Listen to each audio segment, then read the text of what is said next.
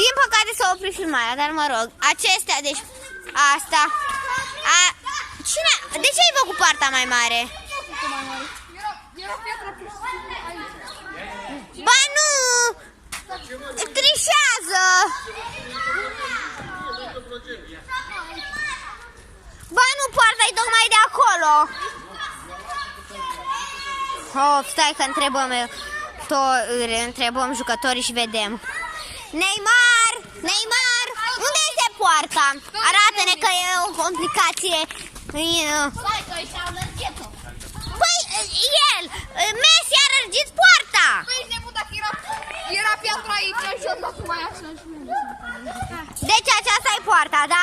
Ce bine că ne-a lămurit Neymar. Așa, lasă Bubu acolo. Bubu? Mbappé. Deci de aici până aici și poarta lor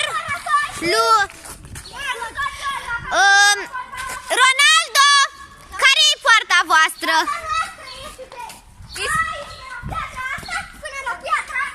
Deci de aici E prea mare. e prea mare. Atât au lăsat și Bubu. Bă, față, dar ce prost e asta? Atât au lăsat. Da. Stai să văd. Așa, și hai să începem meciul. Deci așa, deci haide să începem meciul. Stați, deci o să facem un video. Deci o să facem un video. Stai să facem un video separat cu meciul.